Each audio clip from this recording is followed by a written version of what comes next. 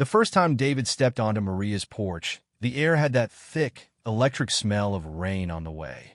Clouds hung low, and far off in the distance, there was the faint rumble of thunder, as though the world itself was warning them of something big about to happen. Maria stood at the door, trying to muster a smile that might put him at ease, while David, with his duffel bag slung over one shoulder, crossed the threshold. "Make yourself at home," she said, though they both knew it wasn't his home. Not really. This house by the lake had never been his place of peace, just a summer retreat when he was a kid. Now, it had become a safe haven, a place to run to after his parents' marriage finally broke apart. Maria watched him as he glanced around the living room, his eyes drawn to the tall wooden beams of the ceiling and the large windows framing the stormy sky outside. He looked exhausted, his face shadowed with a weariness that seemed far too heavy for an 18-year-old to carry. "Thanks for letting me stay, Aunt Maria," he murmured as he put his bag down. His voice was rough, not just from tiredness, but from something deeper, something Maria couldn't quite understand. "Of course, David. You're always welcome here." She meant it, but beneath her words was a tremor of doubt. She hadn't really thought through what it meant to have him stay with her. All she knew was that her sister Linda's life had fallen apart, and David had nowhere else to go. Maria led him down the narrow hallway toward the guest room, a small but cozy space with a view of the lake. As they entered, David took in the room, his eyes pausing on the pale blue walls and the framed photos on the dresser. He seemed to hesitate when he saw a picture of himself as a boy, grinning beside Maria, who looked younger then, more carefree, with the same warmth that had always made him feel safe around her. Maria followed his gaze, her heart tightening. "You can put those away if they bother you," she offered quietly, her voice betraying more emotion than she'd intended. "No," David said quickly. "I like them."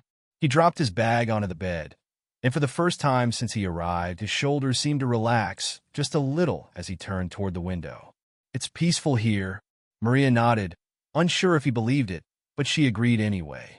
"It is," she said, stepping beside him to look out at the lake. "Or it can be." Later that night, after David had settled into his room, Maria found herself alone in the living room with a glass of wine. The rain had started, a gentle patter against the windows that felt both soothing and ominous. She couldn't help but feel the weight of everything that had shifted. She wasn't just David's aunt anymore. She had taken on something more, something she wasn't entirely sure she was ready for. As the rain ran down the window in streaks, Maria's thoughts kept drifting back to the boy she'd known, carefree, full of laughter, and the young man now staying under her roof, burdened with things he didn't yet have the words for. The house, which had once been her sanctuary, now felt different. There was a new energy here, something she could not quite name, but which unsettled her. She had loved David like a son when he was younger, running barefoot across the porch in the summers, laughing at everything and nothing. But now that he was older, everything seemed to shift. The bond they shared was deep, stronger than most. But now with him living here again, Maria couldn't help but wonder what that bond might turn into. The days slipped by slowly. They established a quiet routine, marked by shared silences rather than words. Maria made breakfast each morning, coffee and eggs for her, tea and toast for him. They talked about simple things, the weather, the garden that had grown wild since last summer. Despite the ordinary conversations, there was a strange comfort that began to grow between them. Maria found herself watching him in the small moments, like the way he carefully stirred his tea or the look on his face when he thought she wasn't paying attention. She realized how much she remembered about him from when he was younger, but also how much had changed. David, on the other hand, seemed to linger near her more often. Whether it was a deliberate choice or just a habit, Maria couldn't tell, but she knew that having him there was bringing them closer in ways she hadn't expected. Their routines became a shared ritual. Morning walks to the lake, afternoons spent clearing out the cluttered garage, and nights spent on the porch, side by side, but saying little. It was in these quiet evenings that the line between them began to blur. Wrapped in a blanket, Maria would sit and watch the sun sink low over the lake, while David would sometimes join her, a mug of tea in his hands. They rarely spoke during these moments, but the silence seemed to hold more meaning than any words could. It was as if they were both healing from something. Maria from her own past, and David from the wounds left by his parents' split. The sunsets were long and golden, fading slowly into deep blues and purples as the night took over. In those moments, the shared space between them seemed to hold an unspoken intimacy that neither could define. But every once in a while, Maria caught David looking at her in a way that made her feel uneasy. There was a searching in his eyes, a quiet, probing look that seemed to see beyond the surface she tried so hard to maintain. And with it came a discomfort that she had not anticipated, an uncertainty about what they were becoming to each other. One afternoon, as the sun started to lower, Maria suggested they tackle the overgrown roses in the back garden. The thorny branches had twisted into a mess, and it was time to trim them back. She handed David a pair of pruning shears, and their fingers brushed briefly. It should have been nothing, just a casual touch. But for Maria, it was more. It lingered. "Start on the ones near the fence," she said, her voice betraying a slight tremor. "They've gotten especially out of control this year." David smiled, the tiredness in his face lifting for just a moment. "I remember these roses," he said as they knelt together by the thick, tangled bushes. "I used to hide behind them when we played hide-and-seek.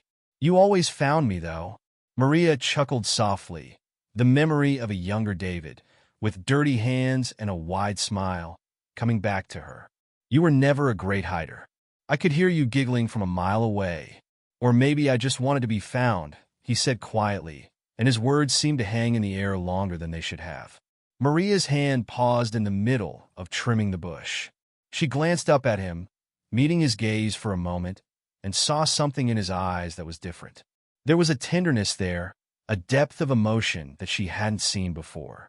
For a moment, she wanted to reach out and hold him, to comfort him like she did when he was a little boy, but now he was a grown man, taller than her, with broad shoulders that made him both familiar and strange. The silence stretched between them as they continued their work, their movements almost synchronized, but something had shifted in the air, something that neither of them could fully acknowledge. Weeks passed, and with them came the warmth of summer. The long, golden days seemed to stretch out endlessly, and Maria thought they had fallen into an easy routine. But everything changed one afternoon when she found David up in the attic. She hadn't intended to go up there, but she heard something, the sound of shifting boxes, and followed it up the narrow stairs. "David," she called as she stepped into the dusty attic, the wood creaking underfoot. David stood there, holding an old letter in his hands. His face was a mix of confusion and curiosity, and Maria's heart sank. The attic was filled with old memories, forgotten books, trunks of clothing, and yellowed photographs, but tucked away, hidden in a box she thought would never be found, were letters Maria had kept secret for years. "What is this?" David asked, his voice careful, as though he knew he had crossed a line. Maria felt a wave of panic rise in her chest. She rushed forward, snatching the letter from his hand and stuffing it back into the box. "These are private," she said, more sharply than she had meant to. "You shouldn't be up here." David stepped back, hurt but also determined. "Why? What are you hiding? Does this have something to do with my parents?" "No," she said quickly, her heart pounding. "It has nothing to do with you." But she knew he wouldn't accept that.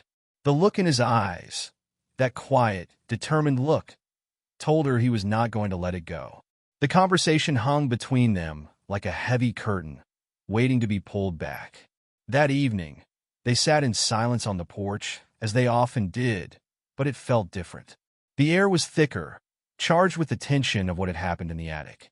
David's silence was no longer peaceful, but expectant. His eyes were fixed on the lake, but Maria knew he was waiting for something, waiting for her to explain what she wasn't ready to share. The moonlight cast a silver glow over the water, and a cool breeze drifted through the trees, raising goosebumps on Maria's arms.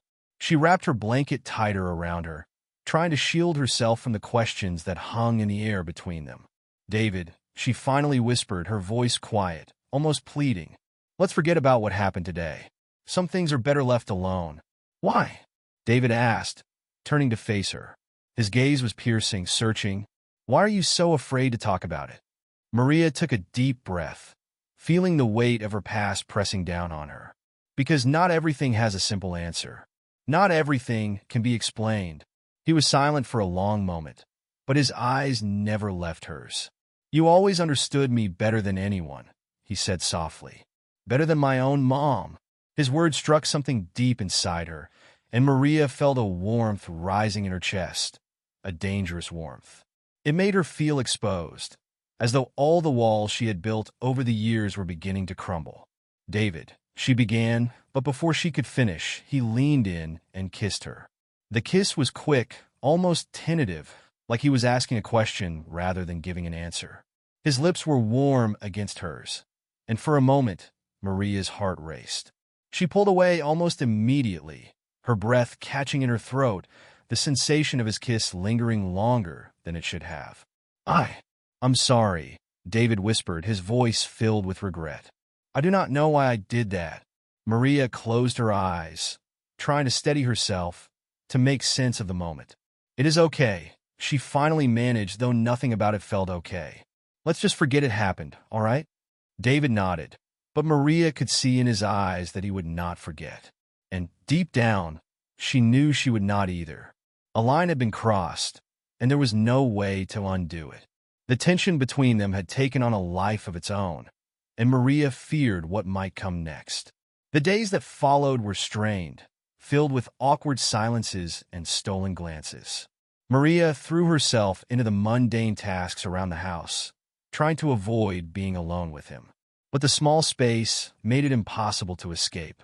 Every time she saw him, in the kitchen, passing in the hallway, working in the garden, she felt the weight of what had happened. Even the smallest touches, accidental brushes of hands or shoulders, felt charged, electric. David, for his part, seemed equally conflicted. He tried to act normal, but failed miserably. He would avoid eye contact one moment, then watch her closely the next. He found excuses to be near her, offering to help with the dishes, sitting a little too close on the porch, lingering in the doorway as she worked. Every small gesture seemed to deepen the tension that neither of them dared to address. It all came to a breaking point one afternoon while they were sorting through old tools in the shed. The air was thick with dust, and the confined space made their closeness feel almost unbearable. Maria tried to focus on organizing the cluttered shelves, but she could feel David behind her, his presence overwhelming. "You cannot just pretend nothing happened," he said quietly, his voice cutting through the air. Maria froze, the wrench she was holding slipping from her hand and landing on the ground with a dull thud.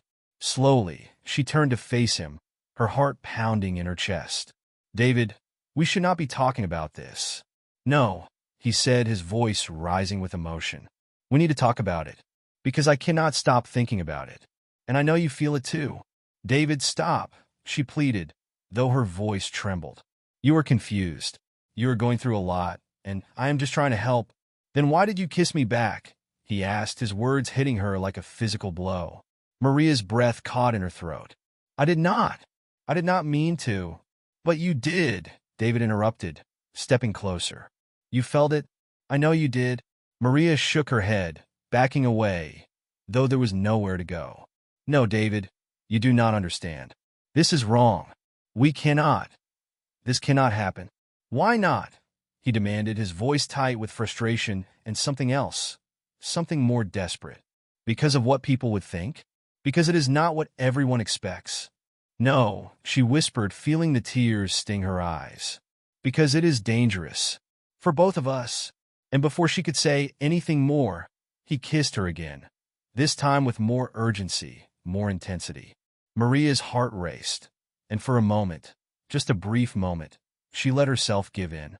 She kissed him back, all the feelings she had tried to suppress surging to the surface. The kiss was longer, deeper, and Maria felt herself being swept away by the intensity of it. David's hands were on her arms, firm yet gentle, and it was as if everything they had been holding back came pouring out all at once. It was overwhelming, terrifying, and for a fleeting second, she wanted to let herself fall into it completely. But then she pulled away, her breath ragged. No, she said firmly, pushing him back. We cannot do this. We need to stop. David stepped back, hurt flashing across his face. Fine, he muttered, his voice cold and distant. But do not pretend this is not real. Do not act like you do not feel it. And with that, he turned and walked out of the shed, leaving Maria standing there, her whole body trembling. The shed seemed to close in around her, the walls pressing in as she struggled to catch her breath. And in that moment, she knew that whatever had been between them was spinning out of control. The days that followed were a blur of confusion and guilt. Maria couldn't eat, couldn't sleep. The kiss replayed in her mind, over and over, every detail sharp and painful. She tried to distract herself with chores, making phone calls to friends, anything to avoid thinking about what had happened. But no matter what she did, the feeling lingered. Something had changed between them, something that could never be undone. And then came the moment when everything unraveled completely. One afternoon, Maria was cleaning the kitchen when there was a knock at the door. She froze, her hands still wet with soap, her heart suddenly racing. She knew who it was before she even opened it. Her sister, Linda, stood on the doorstep, eyes narrowed with suspicion and a tension in her body that Maria hadn't seen before. Linda wasn't here for a casual visit. She had sensed that something was wrong, and now she wanted answers. "What's going on here, Maria?" Linda demanded as soon as she crossed the threshold. Her voice was sharp, her words cutting through the air like a blade. "And don't lie to me. I can see it. I can see the way David looks at you." Maria's heart stopped. She opened her mouth, but no words came out. Panic flooded her chest, and she felt the walls close in around her. "Nothing's going on," she managed to say, but her voice sounded weak, hollow. "Do not lie to me," Linda shot back, stepping closer, her eyes blazing. "I'm not an idiot, Maria. I know something is off. What is going on with my son?" Just then, David appeared in the hallway, his face pale, his jaw set with tension. He looked from his mother to Maria, his eyes betraying the storm of emotions he had been holding back. "Mom, stop," he said, his voice quiet but firm. "This is between me and Maria. It is none of your business." Linda's face twisted in disbelief. "None of my business? You are my son, David. If something is happening here that should not be, then yes, it is my business." "Nothing's happening," Maria said again, her voice more desperate this time, but the words felt empty. She knew Linda could see right through her, could sense that something was terribly wrong. The room felt suffocating, the air thick with all the things Maria couldn't say. Linda's gaze shifted back and forth between them, her anger simmering just beneath the surface. "If you do not tell me the truth," she warned, her voice low and dangerous, "I will find out myself." At that moment, David spoke up again, his voice quiet but steady. "It is not what you think, Mom. But this is between us." Linda's face hardened, and without another word, she turned and stormed out of the house, slamming the door behind her. The echo of it reverberated through the quiet room, leaving Maria standing there, feeling like her world had just been ripped apart. David didn't say anything. He looked at Maria, his eyes full of a mixture of hurt and resignation. Then he turned and walked away, leaving her alone in the silence. Maria stood frozen in the middle of the kitchen, her hands still damp with soap, her mind reeling. She knew then that nothing would ever be the same again. The fragile balance they had tried to maintain had crumbled, and now the consequences of their actions were closing in on them. In the days that followed, the tension in the house became unbearable. Maria knew David couldn't stay. Everything had changed, and there was no going back. With a heavy heart, she made the decision she had been dreading. One morning, as David sat at the kitchen table, she stood across from him, her voice soft but final. "David, I think it's time you go back home." David looked up, his face a mask of calm that didn't quite hide the pain in his eyes. "I understand," he said quietly, though his voice was hollow. He didn't argue. He didn't fight it. He just accepted it, as though he had known this moment was coming all along. Maria felt her chest tighten as she watched him gather his things. She wanted to say something, to explain, to apologize, to somehow make it better, but the words wouldn't come. And so, she stood silently as David walked out the door and down the driveway, his footsteps echoing in the stillness of the afternoon. As the door clicked shut behind him, Maria felt a deep ache settle into her chest. She stood there for a long time, staring at the empty space where David had been, feeling like a part of her had just walked away with him. The house felt impossibly quiet in his absence. The routine they had shared, the morning walks, the quiet evenings on the porch, the small moments that had once felt comforting, now seemed like ghosts, haunting her with their memory. But the worst part was the silence. It was the silence that lingered long after David was gone, a silence filled with all the things they could never say, all the emotions that had no place to go. It was a silence that would follow her for years to come, echoing in the empty spaces of the house and in the quiet corners of her heart. And in that silence, Maria knew she would never truly forget.